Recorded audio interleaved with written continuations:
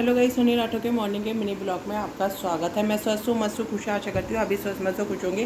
जैसे कि आप लोग ये जानते हैं, ये होता है शिव पुराण का। तो आज शिव पुराण में रुद्र संहिता चतुर्खंड 17वां अध्याय पार्वती का क्रोध एवं गणेश जी को जीवन दान की कथा का आरंभ करने जा रही हूँ। ओम नमो पार्वती पते नमः, हर हर महादेव। सुनिए 17वां अध्याय पार्वती जी का क्रोध एवं गणेश जी को जीवन दान। नारद जी बोले, हे ब्रह्मा जी, जब भगवान शिव ने क्रोधित होकर देवी पार्वती के प्रिय पुत्र गणेश का सिर काट दिया, तब फिर क्या हुआ? जब देवी पार्वती को गणेश की मृत्यु की सूचना मिली तो उन्होंने क्या किया? भगवान मुझ पर कृपा करके आगे इसका वृत्तांत सुनाइए।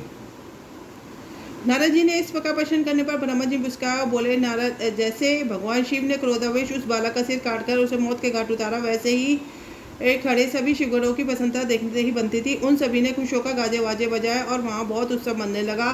समस्त होकर नाचने गा लगे। भगवान शिव की चारों ओर जय जयकार होने की। दूसरी ओर जब पार्वती स्नान कर चुकी, उन्होंने अपनी सखी को बाहर भेजा कि वह गणेश को अंदर बुला ले। और जब वह बाहर गई और उसने वहाँ का जो हाल देखकर भयभीत हो गई। गणेश का सिर कटा हुआ अलग पड़ा था और धड़ अलग।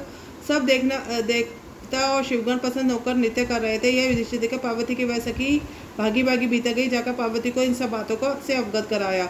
अपने पुत्र गणेश की मृत्यु का समाचार सुन पाते ही देवी पार्वती अत्यंत क्रोधी हो गई। उन्होंने रोना आरंभ कर दिया। रोते बिलखते कहती, हाय, मैं क्या करूं, कहाँ जाऊं? मैं तो अपने पुत्र की रक्षा भी न कर सकी। सब देवताओं और शिवगणों ने मिलकर मेरे प्यारे पुत्र की मौत को काट उतार दिया है। अब मैं भी पुत्र का संहार करने वाली विनाश का करके रहूंगी। वह पल्ले बचा दूंगी और पल्ले मचा दूंगी।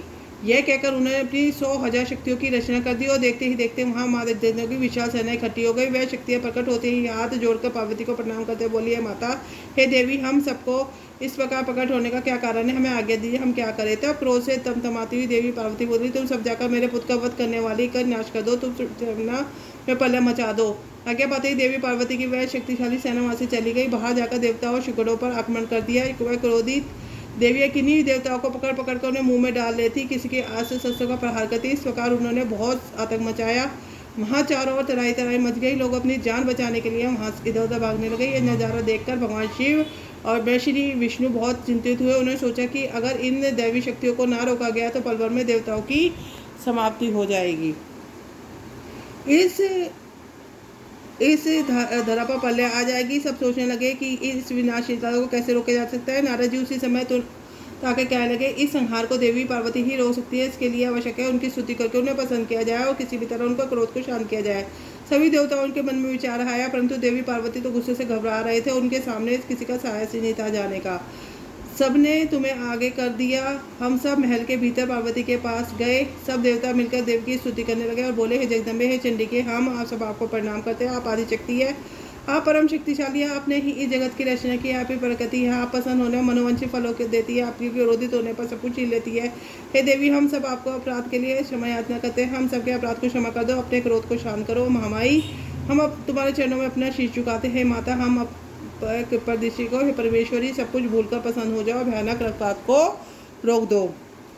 इस प्रकार देवताओं की स्तुति सुनकर देवी चुप रही। कुछ समय सोचकर बोली, मैं देवताओं, वैसे ही तुम्हारा अपराध सर्वथा अक्षम्य है, फिर भी तुम्हारी क्षमा याचना को मैं सिर्फ एक शर्त पर स्वीकार कर सकती हूँ। यदि मेरा पुत्र गणेश पहले की बात ही जीवित हो जाए तो मैं तुम्हें क्षमा कर दूंगी। ये सुनकर सब देवता चुप हो गए, क्योंकि यह तो संभव कार्य था। फिर सभी देवता हाथ जोड़कर करुण अवसर में भगवान शिव के सामने गए और बोले, भगवान, अब आप हमारी रक्षा कर सकते हैं। जिस प्रकार आपने गणेश का सिर काटकर उसे मारा है, उसी प्रकार उसे जीवित कर दिए। देवताओं को प्रार्थना सुनकर भगवान शिव बोले, देवताओं, तुम परेशान मत हो, मैं सभी यही कार्य करूंगा जिससे तुम्हारा मंगल हो।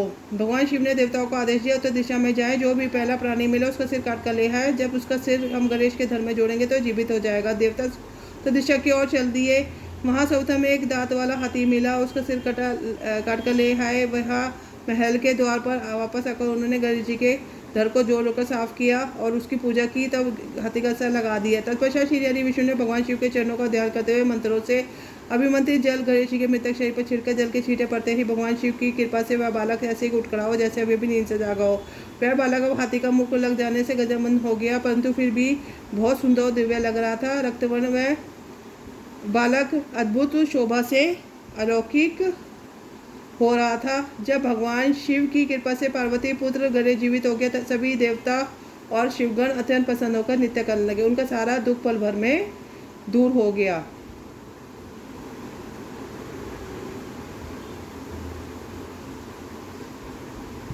तो इसी के साथ ये अध्याय पूर्ण होता है।